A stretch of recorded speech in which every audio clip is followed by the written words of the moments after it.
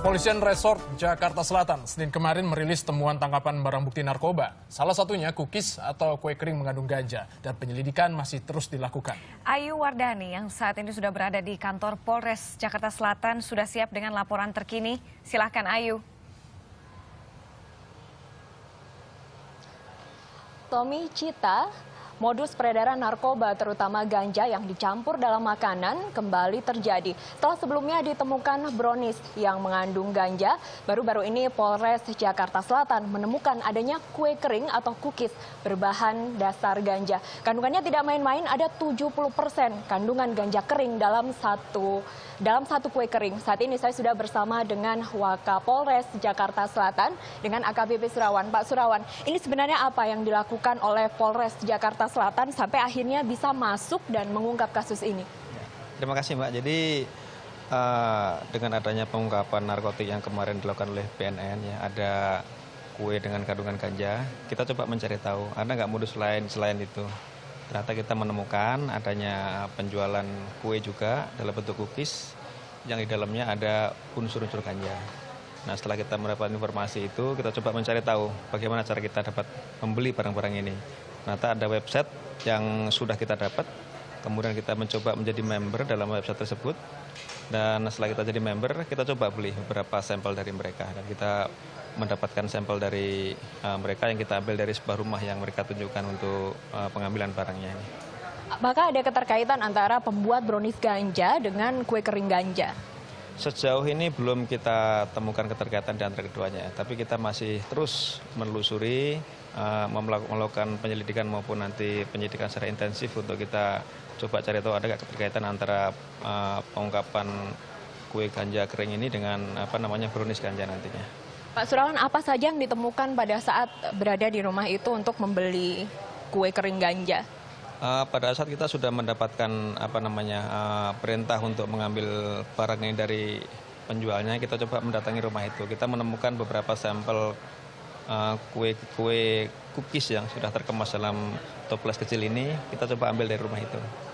Dan di depan kita adalah kue kering atau cookies yang dari ganja, 70% kandungannya mengandung ganja, dijual dengan harga Rp400.000, 4 juta dengan 10 kemasan ya Pak ya. Terus yang satu ini adalah kue cookies biasa. Pak Surawan, boleh ditunjukkan sebenarnya apa sih bedanya dengan kue kering biasanya? Kalau sepintas orang tidak tahu, ini kan seperti kue biasa ya. Memang bentuknya kan lain dengan kue yang asli ya. Barangkali ini kalau kue yang asli kan lebih rapi. Tapi kalau seperti ini kan cetakannya mungkin agak sedikit kasar ya. Tapi kalau teksturnya ya mungkin nih kelihatan seperti kue biasa. Tapi setelah kita coba uji lab kandungannya, memang dia sebagian besar ada kandungan THC atau ganja.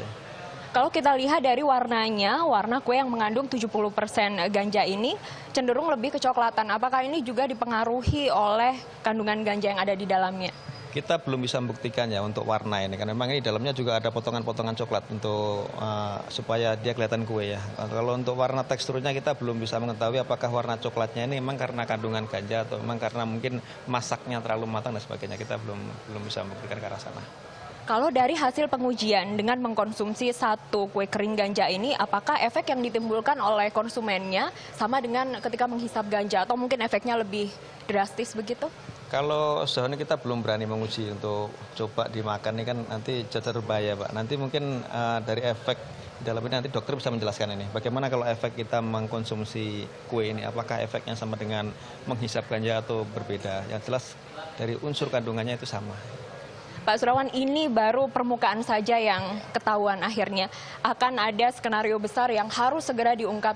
Strategi apa yang dilakukan oleh Polres Jakarta Selatan untuk mengungkap skenario besar kasus ini?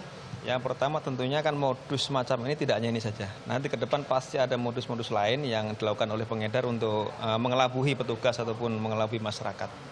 Ke depan kita sudah bentuk tim khusus nanti ya, yang kita bekali dengan berbagai pengetahuan maupun IT nanti yang terutama kita untuk men-trace, karena memang penjualannya lebih banyak dilakukan secara teknologi menggunakan internet ya, secara IT. Nah itu tentunya kita harus punya kemampuan untuk men-trace itu, dan nanti pasti akan bermunculan lagi web yang lain, website yang lain yang digunakan oleh pengedar untuk mengedarkan barang-barang ini. Karena mereka juga sementara ini dilakukan secara tertutup, jadi antar member saja, sehingga kita kadang-kala kesulitan untuk masuk ke dalam jaringan tersebut. Nah itu perlu keahlian khusus yang harus dimiliki oleh anggota kita untuk terus melacak keberadaan pengedaran ini. Mengingat ini hanya diperjualbelikan secara online dan hanya member yang bisa mengakses, sekarang bagaimana Pak kondisi website ketika polisi sudah mulai mencium adanya kue kering berbahan dasar ganja ini? Untuk webnya sendiri sekarang sudah tidak bisa diakses lagi ya, tapi kita masih ada beberapa informasi lain yang untuk modal kita melakukan pelacakan terhadap tersangka ini. Pasti kita akan mendapatkan mereka nanti. Terima kasih Pak Surawan atas waktunya.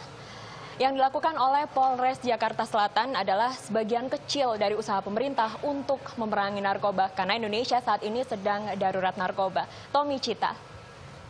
Ayu Wardani melaporkan langsung dari Polres Jakarta Selatan tadi.